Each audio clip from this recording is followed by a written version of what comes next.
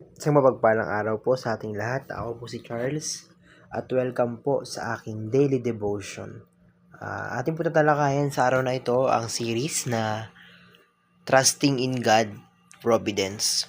So, ating tatalakayin ang talatang Matthew chapter 6 verse 26 to 27. Sabi rito, masdan ninyo ang mga ibon. Hindi sila nagtatanim ni umaani man o kaya nagtitipon sa kamalig. Ngunit pinapakain sila ng inyong ama na nasa langit. Hindi ba't higit kayong mahalaga kaysa sa mga ibon? Sino sa inyo ang makakapagpahaba ng kanyang buhay na kahit isang oras sa pamamagitan ng kanyang pagkabalisa? So, ayun.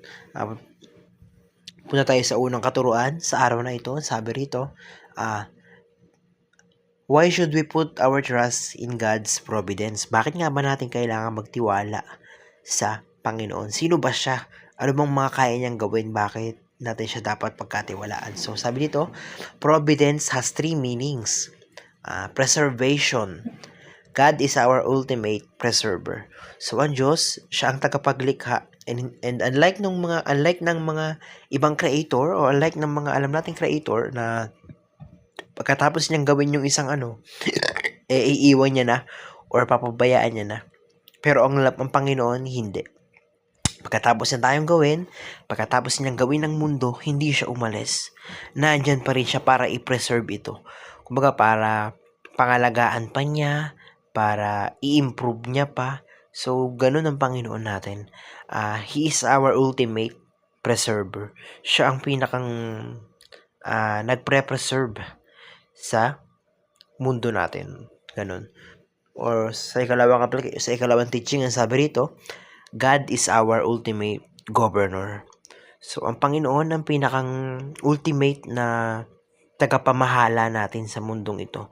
Ang Panginoon, meron yung mga rules, meron yung may mga gawain or mga pinatupad na batas na dapat natin sundin, ganun. So, God is the ultimate governor. Siya ang pinakang leader natin sa mundong ito, hindi ang presidente, hindi ang pinakang kung ano man. Kapag tayo nagbasa ng Bible, malalaman natin kung ano yung mga utos niya at kung paano niya gusto na pamunuan or mabuhay dito sa mundo niya. So, sa ikatlong teaching, ang sabi rito, provision. God is our ultimate provider.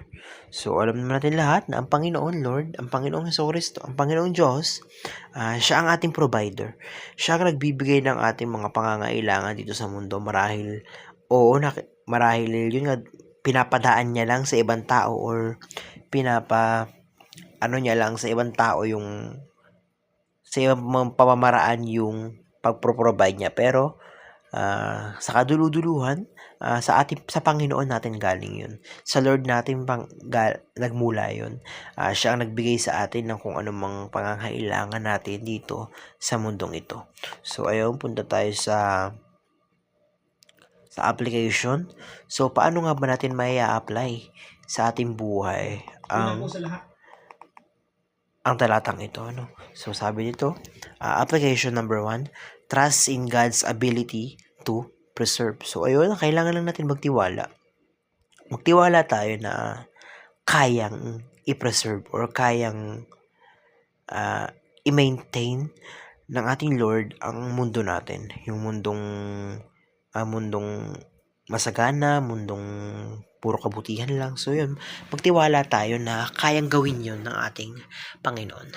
So, sa ikalawang application, ang sabi rito, trust in God's sovereign control. So, magtiwala tayo sa Panginoon na siya ang hari. Siya ang nag-iisang hari na walang sino man ang pwedeng bumali ng mga kautusan niya, na walang sino man ang pwedeng mangibabaw sa kanya. So, siya ang sovereign, siya ang king natin sa mundong ito. So, magtiwala tayo sa control niya sa mundong ito, sa otoridad niya sa ating mundo. So, sa ikatlong application, sabi rito, trust in God's sufficient provision. So, magtiwala tayo na lahat ng bagay, lahat ng para sa atin, lahat ng pangangailangan natin ay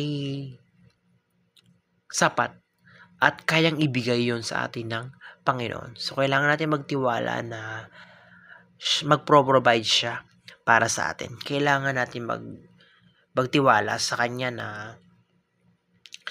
lahat ng kakailanganin natin dito sa mundo ay kaya niyang ibigay at ibibigay niya. So, ayun, napaka-meaningful ng devotion sa araw na ito. Napakarami kong natutunan. Maraming salamat and glory to God.